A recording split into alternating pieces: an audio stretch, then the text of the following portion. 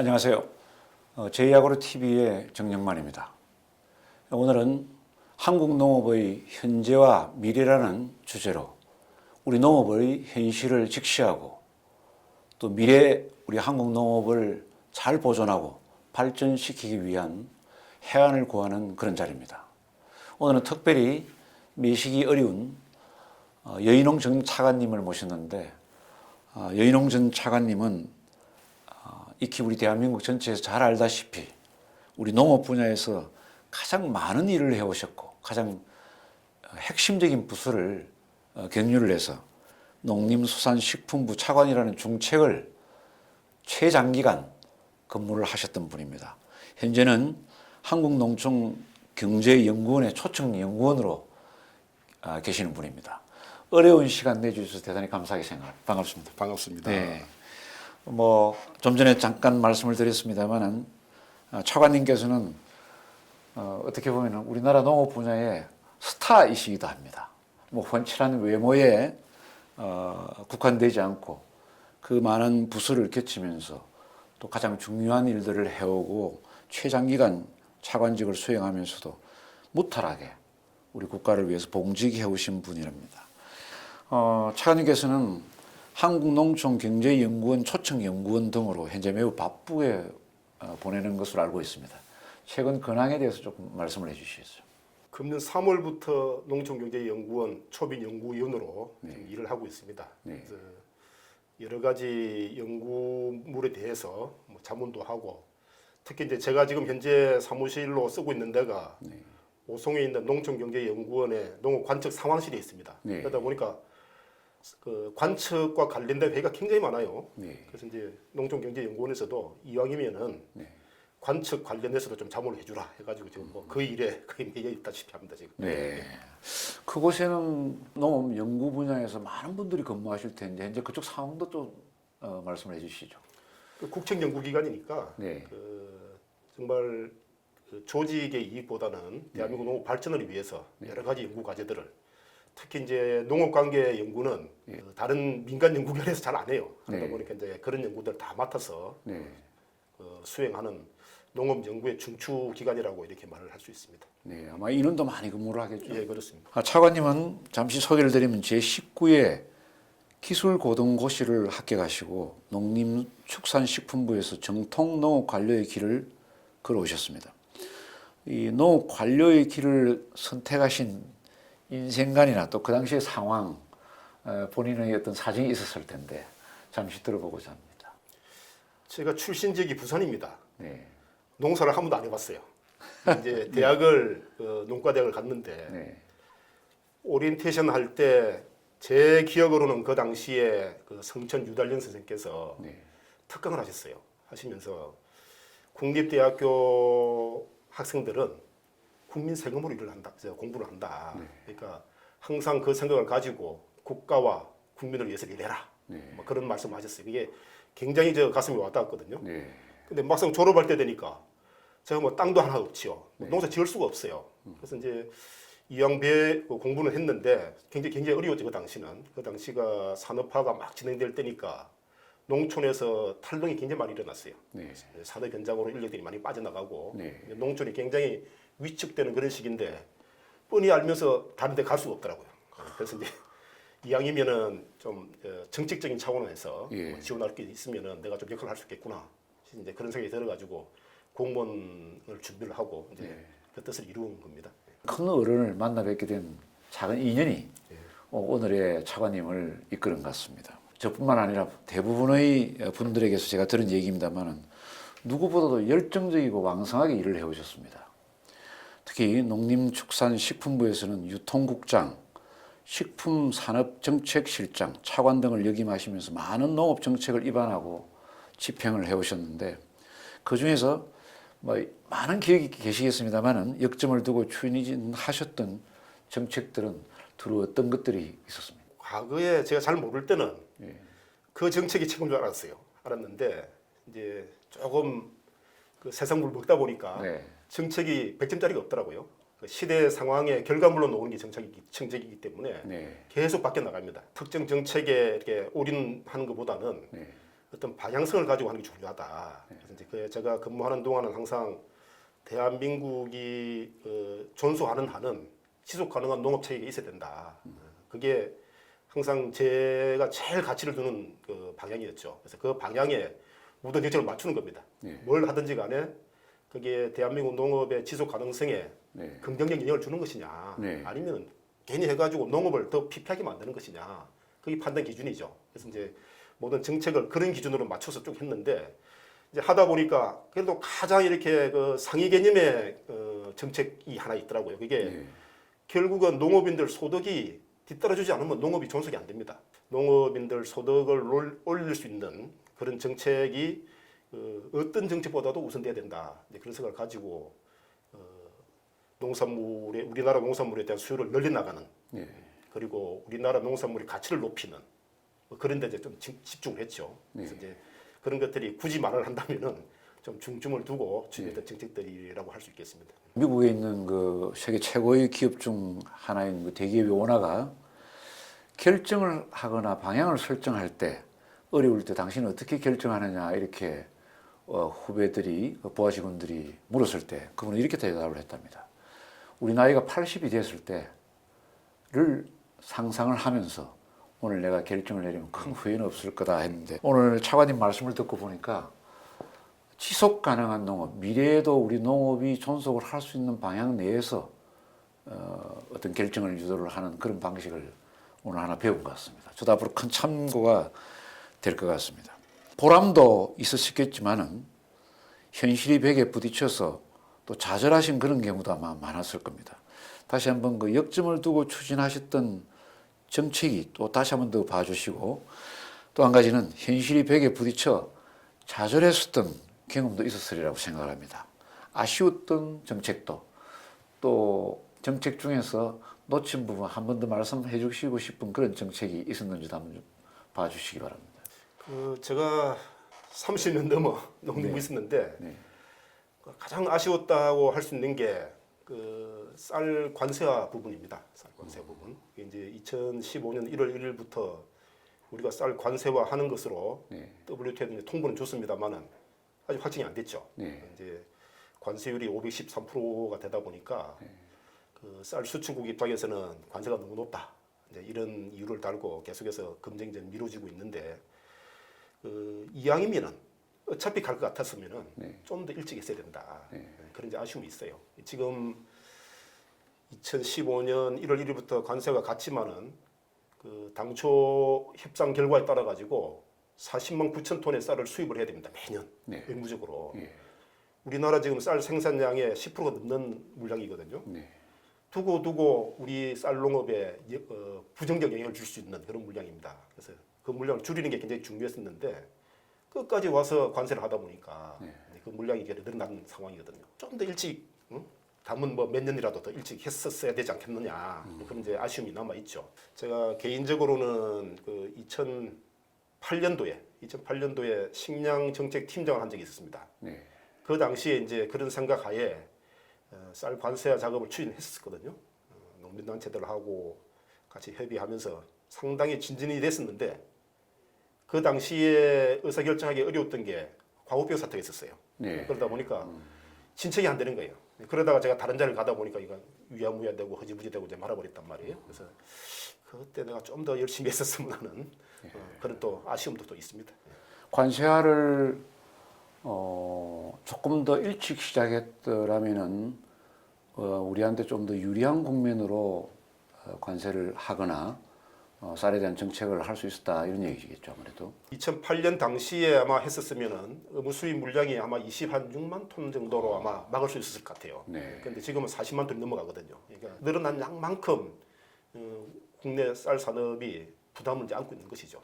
그러나 그 당시에는 그 정책을 설명하고 입안하기까지 지지를 얻기가 어려웠던 그런 시절이죠.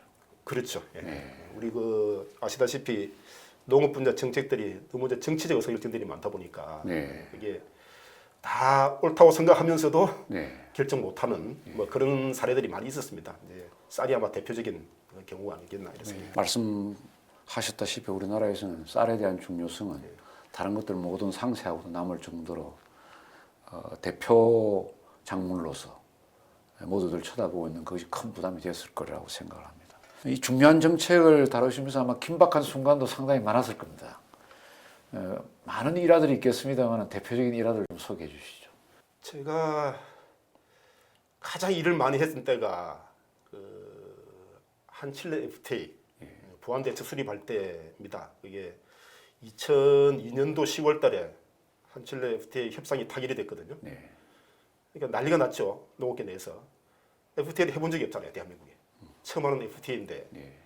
특히 칠레가 과실의 수출 강국입니다. 네. 품질도 좋고 생산량도 많고 하기 때문에 우리나라 과수 농가들이 이제 다 죽었다 이런 분위기가 팽배가 돼가지고 그랬습니다. 예, 실제 비준을 하기까지 굉장히 이제 난관들이 많았죠. 농민단체 쪽에서도 계속 반대하고 정치권에서도 농민단체들 반대가 있으니까 함부로 쉽게 비준을 이제 못하는 그런 상황이었죠. 그 당시에 저희들 전략은 어떻든 간에 이번 기회에 대한민국 과수 산업이 한 번 더 업그레이드 할 수 있는 틀을 만들자.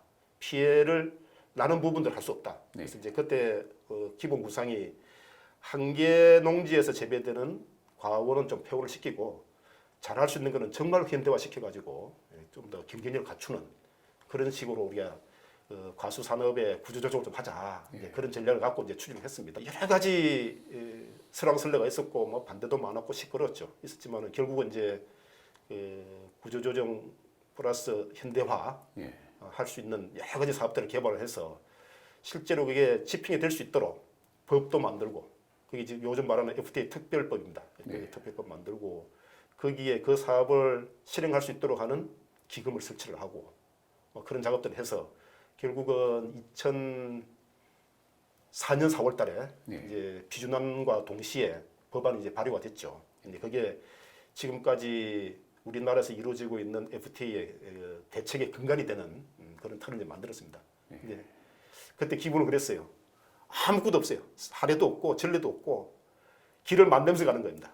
내 느낌한테 그런 느낌을 가지고 일을 했었거든요. 근데 그때 굉장히 많은 일을 했는데 재미있다기보다는 아마 일화가 있는 게 법에 7년간 1조 2천억을 지원한다 이렇게 명시가 돼 있어요. FTA 이행 지원 특별법에. 국회에서는 수용을 못 하는 거예요.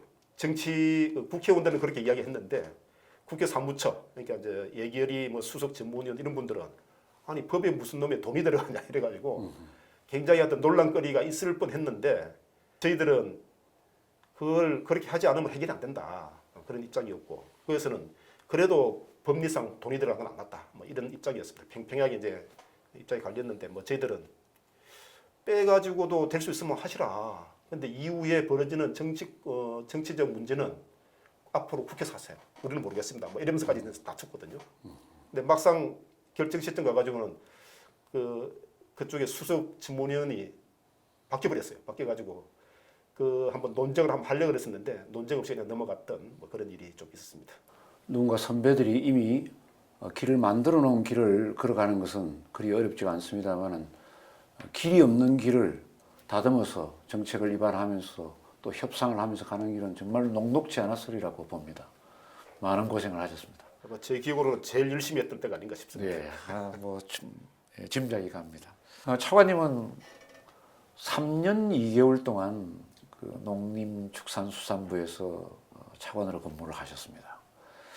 뭐 우리나라에 어떤 기록을 갖고 있는가는 모르겠습니다만 상당히 그 기록적으로 장기간 근무를 하셨지 않느냐 싶은데 이 기간 중에 아마 변화무쌍한 일들도 저희 기억으로도 구제역, AI를 비롯해서 많은 일들이 있었는데 어떻게 그 난관을 또 지내오셨고 비결이라면 비결일까요? 이 공직을 수행하는 데서 많은 사람들과 더불어서 가야 되는데 어떻게 오셨는지 좀 궁금합니다.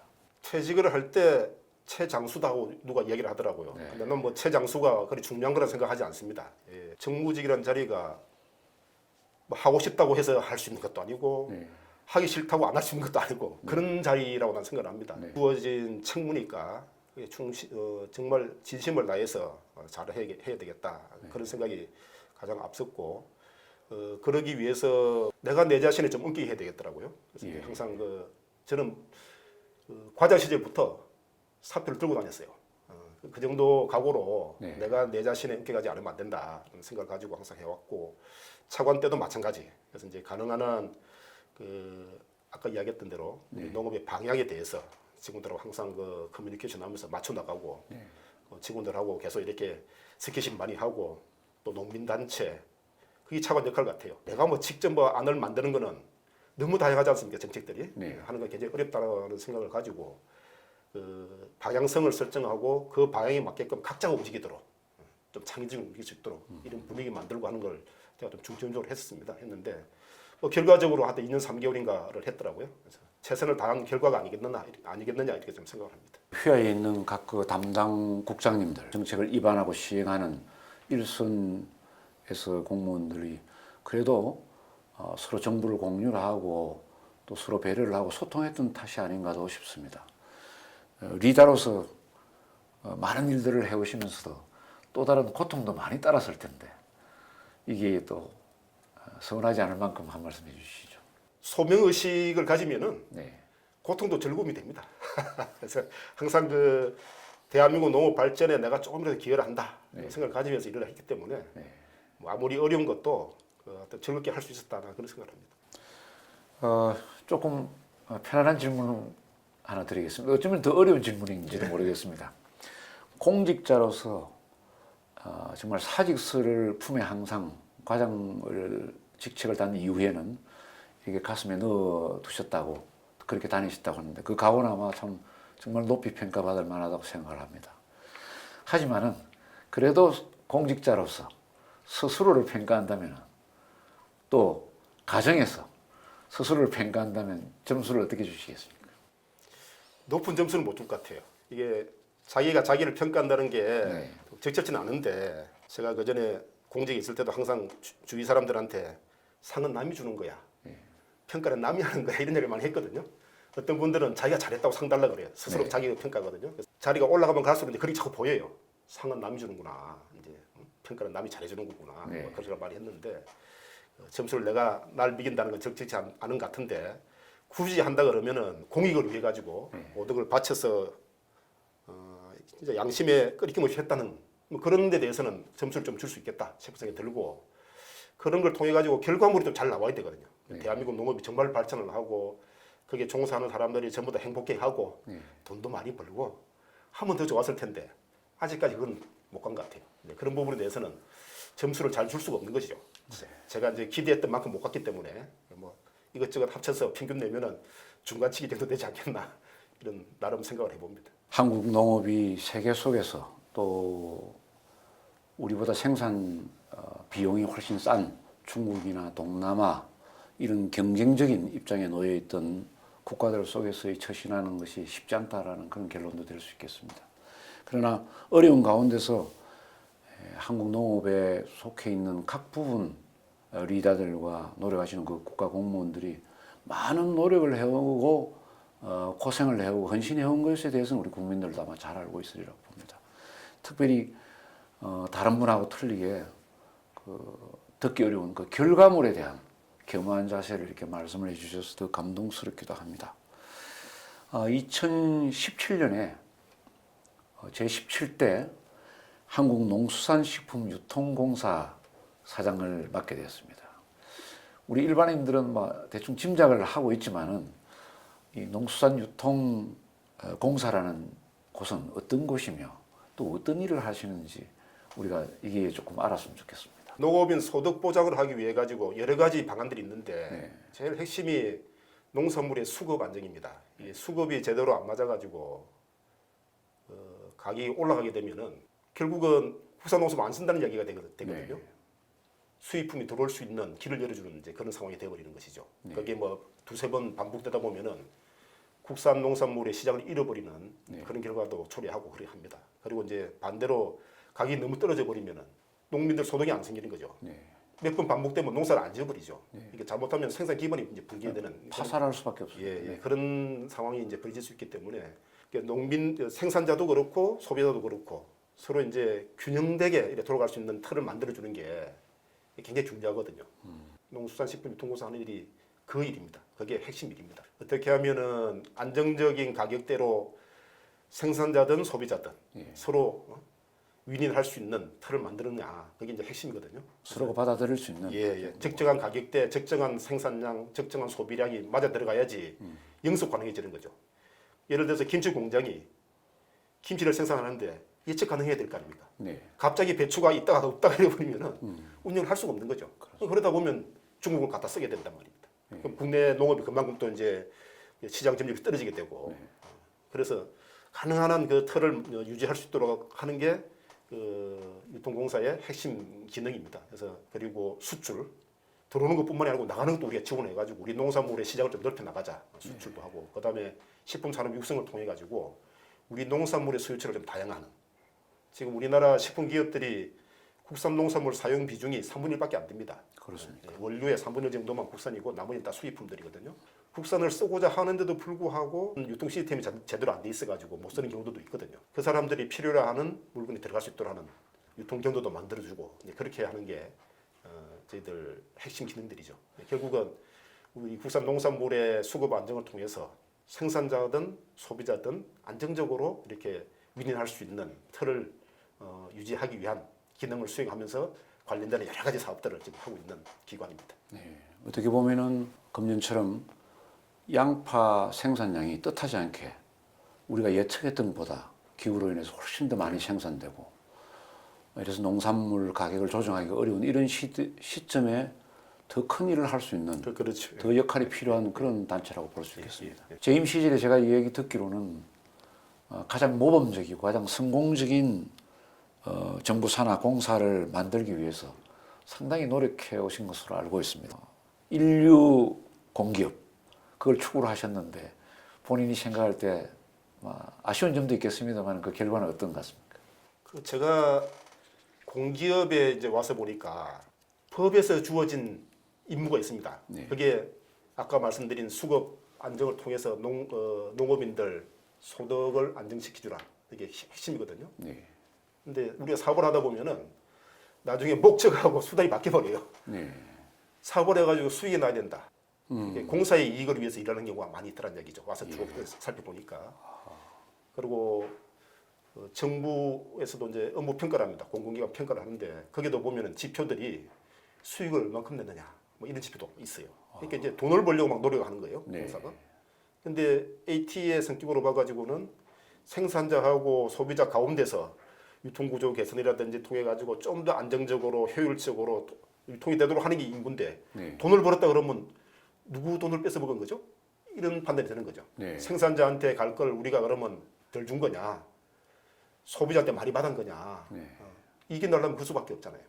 그래서 그렇게 우리가 판단해서는 안 된다. 정말 기관 설립 목적에 맞는 공익에 맞는 그 일을 해야 된다 해서 그 틀 속에서 저희들이 했던 사업들을 다시 한번 점검을 했습니다. 네. 과연 이게 우리 공사에 주어진 목적에 맞는 사업이냐, 모든 사업을 왜 하냐 따져가지고 맞고 안 맞고 따라가지고 다시 한번 재표를 해서 가치책을 다시 한번 잡았죠. 잡고 그걸 하기 위해서는 평가 지표도 따라가줘야 되거든요. 네. 그래서 아까 이야기한 수익성 이런 것들은 우리가 이제 확 낮춰버리고 수익이 안 나도 농민들이 그리고 소비자가 이익을 봤다 그러면 그게 일 잘한 거 아니겠어요? 네. 그래서 이제 그런 식으로 지표를 다 바꿔가지고 좀 더 공익 위주로 조직이 돌아갈 수 있도록 틀을 한번 만드는 게 제가 와서 했던 아마 제일 중요한 일 같습니다. 우리 농업의 이 새로운 가치 창출을 위해서 유통공사 사장으로서 많은 공기업이 있습니다만은 좀 전에 충분히 설명을 하셨습니다만 그래도 조금 더 궁금한 부분도 있습니다. 한국농수산식품유통공사 사장으로서 공기업 가치를 좀 전에 그 갈등 구조, 이익을 남기느냐 또 이 소비자인 생산자를 위하느냐는 그 속에서도 자기 정체성이나 가치를 추구를 했을 텐데 어떤 것이 있을까요? 또? 공기업은 공익 때문에 만들어진 기관입니다. 네. 이제 일반 민간 기업 같으면은 사익을 추구하겠지만은 공기업은 이제 공익을 위해서 만들어진 거기 때문에 모든 의사 결정을 거기다 맞춰야 되는 거예요. 그래서 그게 달성이 될 수 있느냐 없느냐. 어떻게 보면 공기업에 근무하는 사람들의 그 기본적인 자세가 돼야 되는데 하여튼 그런 부분들이 조금 부족했죠. 예. 제가 와서 보니까 좀 그러더라고요. 그래서 이제 그런 부분들을 다시 한번 강조를 하고 어떻든 간에 그 사고 자체를 모든 의사결정 기준을 우리 농업의 발전에 기여할 수 있는 사업이냐.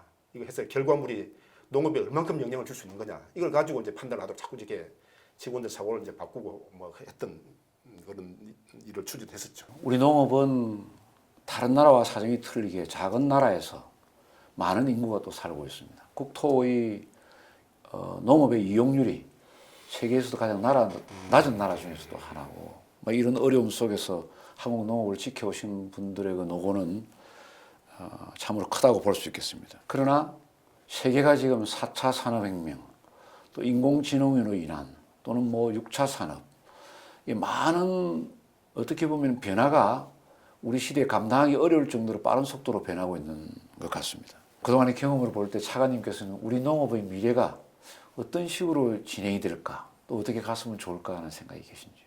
지금 현재 서 있는 자리를 우리가 한번 봐야 되는데요. 이게 WTO가 1995년도 출범을 했거든요. 네. 그때부터 대한민국 농업이 이제 시장 개방에 이제 물결이 이제 휩싸게 된 거죠. 그게 연차적으로 확대가 자꾸 되고 또 이후에 FTA가 지금 53개국하고 된 걸로 알고 있는데 뭐 더 늘어난지 모르겠습니다만은. 네. 그러니까 농산물의 시장 개방이 계속 지금 확대가 되고 있는 그런 상황이기 때문에 국산 농산물의 수요처가 자꾸 줄어드는 그게 현재까지의 트렌드입니다. 그런데 이 트렌드가 바뀌기는 힘들 것 같아요. 당분간은 더 지속될 거다. 그래 갔을 때는 국산 농산물의 수요처가 줄어들면은 농업인들 소득이 떨어질 테고 그러다 보니까 농업계 새로운 사람들이 안 들어오죠. 고령화가 진행이 되고 이 트렌드는 계속한다. 근데 이게 우리가 그냥 방치해버리면은 어느 순간에 이제 농업이 사라질 수 있는 뭐 그런 걱정도 됩니다. 근데 지금 어느 나라나 마찬가지지만은 농업이 인류 역사랑 같이 온 산업이란 말이에요. 그러니까 모든 나라가 존재하는 한은 어떻든 농업을 자기 국민들이 먹을 식량을 생산할 수 있는 시스템을 만들려고 계속 노력을 하고 있는 거예요. 모든 나라가 같이. 그러니까 우리나라도 마찬가지로 그런 측면에서 농업의 육성을 위해서 노력을 할 겁니다. 하는데 지금 현재 여건이 이제 그리 바뀌어가고 있는 거잖아요. 그러니까 굉장히 이제 고난의 아마 싸움이 되지 않겠나 싶은데 또 하나 대신에 이제 좀 긍정적인 측면이 소득 수준이 올라가고 하면서는 좀 더 고품질의 농산물, 좀 더 안전한 농산물 뭐 요구하는 수요가 또 늘어나고 있고 그리고 또 최근 와서 인구 구조 변화로 인해 가지고 1인 가구도 굉장히 많아졌어요. 지금껏 해왔던 농산물 소비 패턴이 이제 바뀌어 나가는 거죠. 뭐 과거에 도매시장을 거쳐 가지고 뭐 중간 뭐 판매상 가는 게 아니고 슈퍼 가가지고 바로 사 먹어요 요즘은. 시스템이 바뀐다는 거죠. 그런 이제 변화가 있기 때문에 우리가 새롭게 도약할 수 있는 기회도 또 주어지는 것이다. 이런 변화 때 우리가 다시 틀을 한번 잡을 필요가 있다. 그런 생각을 하고 있죠. 그리고 4차 산업혁명이라는 것이 굉장히 지금 전 세계 시스템을 바꾼다는 거 아니겠어요? 패러다임 자체를 바꾸는 건데 농업도 그 기술을 활용할 수밖에 없는 그런 시대가 지금 온 것이죠. 그렇기 때문에 그걸 이용해 가지고 어떻게든 지금보다 농업이 좀 더 효율적으로, 좀 더 과학적으로, 좀 더 생산적으로 이런 틀로 바뀌어 나갈 겁니다. 틀림없이. 농업을 포기하지 않는 이상은. 여건 변화에 맞춰 가지고 모든 게 바뀌어 왔기 때문에 틀림없이 그런 방향으로 방향성 있게 흘러갈 것이다. 근데 우리가 얼마큼 빨리 그걸 수용을 하고 대응을 하냐에 따라 가지고 정말 멋진 미래 산업의 농업으로서 모습을 갖출 수도 있고 뭐 잘못 뒤지면 이제 굉장히 낙후된 산업으로 이제 남아 있을 수밖에 없는 뭐 그런 산업이 될 수 있고 그렇습니다. 그래서 지금이 4차 산업혁명 시대에 들어오면서 우리 농업이 다시 한번 패러다임을 바꿀 수 있는 그런 기회로 활용을 해야 된다. 이렇게 지금 생각을 하고 있습니다. 이제 시간이 좀 흘러서 마무리를 지을 아마 시간이 다 돼가는 것 같습니다. 충분히 들은 것 같습니다만 그래도 조금 아쉬운 대목이 있습니다. 우리 농업의 미래에 관한 여러 가지 고견을 말씀을 해주셨지만 지금 우리가 미중 관계 또 아시안 속에서 여러 가지 지정학적으로 어려움도 있는 데다가 우리 한국은 아시다시피 농업에 전력 투구하기 어려운 그런 국가 구조도 가지고 있습니다. 끝으로 생각나시는 부분이 있으면 한두 가지 말씀을 더 해주셨으면 감사하겠습니다. 결국은 인류가 존속하는 한은 농업도 같이 갈 수밖에 없다. 먹지 않고는 못 사는 거니까요. 또 국가가 존속하는 한은 그 국가의 국민을 위한 네. 농업 시스템이 유지가 돼야 된다. 근데 지금은 우리 굉장히 위축되고 상당히 망가지는 상태죠. 네. 근데 그걸 이제 회복하기 위해서는 우리 내부의 방향을 확실히 잡을 필요가 있어요. 우리가 뭘 지향할 건가? 대한민국 농산물로 100% 작업하자. 실현 불가능한 목표일 겁니다.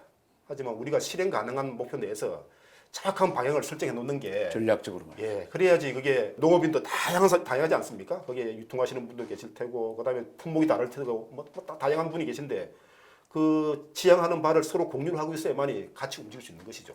근데 그게 안 돼 있으면은 내부 갈등으로 한 발짝도 못 나갑니다, 지금 우리나라가. 특히 농업 분야 정치 의사결정들이 많다 보니까 방향성이 없어요. 틀림없이 시장 위주로 가야 되는 품목인데도 불구하고 정치 결정을 해버리고 이러다 보니까 룰이 다 무너지는 그런 상태죠. 그래서 우리가 가야 될 방향을 정확하게 좀 설정을 하고 그걸 추진해 나가기 위한 어떤 사회적 공감대 형성하는 게 굉장히 지금은 중요한 시점이다. 그래서 뭐 예를 들면은 제 개인 생각입니다만은 제가 현직에 있으면서도 계속 이야기했던 지속 가능한 농업 체계를 만들어야 된다. 네. 우리 시대 농업으로 끝나지 말고 우리 후대까지 계속 이어지는 농업이 돼야만이 국가가 더 발전하는 것이죠. 그래서 그런 틀을 만들기 위해서 하여튼 기본적으로는 안정적인 생산 체계가 되지 않으면 안 되거든요.